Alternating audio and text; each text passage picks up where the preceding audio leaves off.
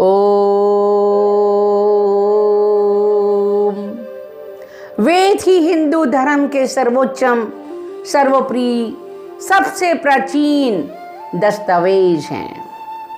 वेद शब्द संस्कृत भाषा की विद धातु से बना है, जिसका अर्थ है ज्ञान, पवित्र ज्ञान, आध्यात्मिक ज्ञान, सनातन धर्म और विश्व का प्राचीनतम ग्रंथ है। वेद पूर्णतया ऋषियों द्वारा सुने गए ज्ञान पर आधारित है, इसीलिए इन्हें कहा जाता है श्रुति। ये प्राचीनतम ज्ञान विज्ञान का अथाह भंडार है। वेद में मनुष्य की हर समस्या का समाधान मिलता है। इस संसार के सबसे प्राचीन धर्म ग्रंथ वेद ही हैं। वेद की वाणी ही ईश्वर की वाणी है। वेद हमारी भारतीय संस्कृति की रीढ़ है। इनमें अनिष्ट से संबंधित उपाय तथा जो इच्छा हो उसके अनुसार उसे प्राप्त करने के उपाय संग्रहित हैं। लेकिन जिस प्रकार किसी भी कार्य को मेहनत लगती है, उसी प्रकार वेदों के रत्न ढूंढने में, उनका अध्ययन करने में, उनको संकलित करने में बहुत मेहनत लगती है। आज हम जानते हैं वेद के 4 विभाग हैं: ऋग्वेद, यजुर्वेद, सामवेद और अथर्ववेद। ऋग यानी स्थिति, यजु यानी रूपांतरण, साम यानी गतिशीलता, अथर्व जड़। ऋग को धर्म, यजु को मोक्ष, साम को काम, अथर्व को अर्थ भी कहा जाता है। इन्हीं के आधार पर धर्मशास्त्र, अर्थशास्त्र, काम शास्त्र और मोक्ष शास्त्र की रचना हुई है। चलिए हम इनको गहराई से समझते हैं। सबसे पहला वेद है ऋग्वेद। ऋग अर्थात स्थिति। वेदों में सबसे पहला वेद ऋग्वेद, जो पद्यात्मक है। पद्यात्मक माने कविता की शैली में। ऋग्वेद में 10 मंडल, 1028 सूक्त और इसमें 11,000 श्लोक हैं। ऋग्वेद में शाकल्प, वास्कल, अश्वलायन, शांखायन, मंडूकायन 5 शाखाएं हैं। इस वेद में देवताओं के आवाहन के मंत्रों और भौगोलिक स्थिति के साथ बहुत कुछ और भी है। दूसरा वेद है यजुर्वेद। ये श्रुति धर्म ग्रंथ है। यजुर्वेद का अर्थ यजुष के नाम पर ही वेद का नाम है। यजुष प्लस वेद, यजुर्वेद शब्दों की संधि से बना है। यज का अर्थ होता है समर्पण। यजुर्वेद में यज्ञ की असल प्रक्रिया के लिए गद्य और पद्य मंत्र हैं। गद्य पद्य का मतलब हमारी आम भाषा भी है और कविता शैली में मंत्र भी हैं। यजुर्वेद अधिकांशतः यज्ञों के नियम और विधान हैं। अतः इसलिए ये वेद कर्मकांड प्रधान भी कहा जाता है। यजुर्वेद वेद 2 शाखाओं में बंटा हुआ है, शुक्ल और कृष्ण।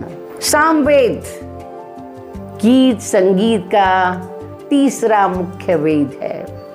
प्राचीन आर्यों द्वारा सामवेद का गायन किया जाता था। सामवेद में 1875 श्लोक हैं। इसमें से 1504 ऋग्वेद से लिए गए हैं। इस वेद में 75 ऋचाएं, 3 शाखाओं में सविता, अग्नि और इंद्र आदि देवी देवताओं के बारे में वर्णन मिलता है। सामवेद 4 वेदों में सबसे छोटा है, परंतु ये 4 वेदों का सार रूप है और 4 वेदों के अंश इसमें शामिल हैं। अथर्ववेद सनातन धर्म के पवित्रतम 4 वेदों में से चौथा वेद। महर्षि अंगिरा रचित अथर्ववेद में 20 अध्याय हैं, 730 सूक्त हैं, 5687 श्लोक हैं और 8 खंड हैं, जिसमें देवताओं की स्तुति के साथ साथ चिकित्सा, आयुर्वेद, रहस्यमयी विद्याओं, विज्ञान आदि मिलते हैं।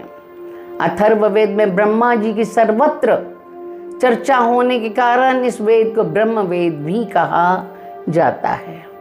ऋग्वेद का आयुर्वेद, यजुर्वेद का धनुर्वेद, सामवेद का गंधर्व वेद और अथर्ववेद का स्थापत्य वेद, ये चारों वेदों के उपवेद बताए गए हैं। आज हम जानते हैं वेदों का इतिहास क्या है।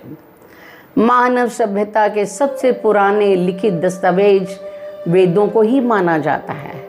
पुणे में भंडारकर ओरिएंटल रिसर्च इंस्टीट्यूट में वेदों को 28,000 पांडुलिपियां रखी हुई है।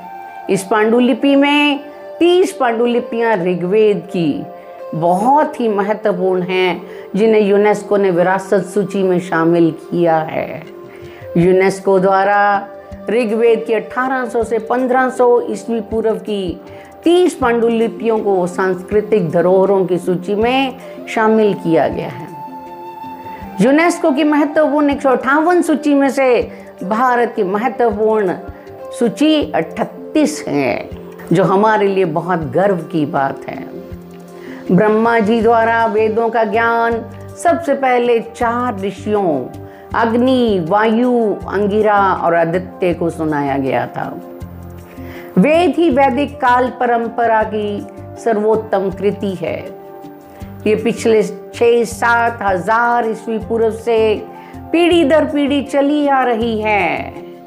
संहिता, ब्राह्मण, आरण्यक और उपनिषद के संयोग को विद्वानों ने वेद कहा है। विद्वानों के अनुसार वेदों का रचना काल 4500 ईस्वी पूर्व से मानकर चला जाता है। वे धीरे धीरे रचे गए और पहले 3 वेद संकलित किए गए थे, ऋग्वेद, यजुर्वेद, सामवेद। इसे वेद त्रिय भी कहा जाता है। फिर अथर्वा ऋषि द्वारा अथर्ववेद की रचना की गई। सनातन धर्म के मूलाधार हैं चारों वेद। वेद ही तो एकमात्र ऐसा ग्रंथ है जो आर्यों की संस्कृति और सभ्यता की पहचान करवाते हैं। मनुष्य ने अपने शैशव काल में धर्म और समाज का विकास किया, इसका ज्ञान केवल वेदों में ही मिलता है। वेदों से मनुष्य जाति को जीवन जीने की अलग अलग जानकारियां मिलती हैं। इनमें से कुछ प्रमुख जानकारियां ऐसी हैं। वेदों में वर्ण एवं आश्रम पद्धतियों की जानकारी के साथ साथ रीति रिवाज, परंपराओं का वर्णन और अलग अलग व्यवसायों के बारे में वर्णन किया गया है। महर्षि अत्रि कहते हैं, नास्ति वेदांत परम शास्त्रम, अर्थात वेद से बढ़कर कोई शास्त्र नहीं है। महर्षि याज्ञवल्क्य जी कहते हैं, यज्ञ के विषय में, तप के संबंध में और शुभ कर्मों के ज्ञानार्थ द्विजों के लिए वेद ही परम कल्याण का साधन है। प्राचीन काल से वेदों के अध्ययन और व्याख्या की परंपरा भारत में रही है। विद्वानों के अनुसार आर्ष युग में परमपिता ब्रह्मा, जैमिनी ऋषि, आदि ऋषि मुनियों ने शब्द प्रमाण के रूप में वेद को माना है और वेद के आधार पर अपने ग्रंथों का निर्माण भी किया है।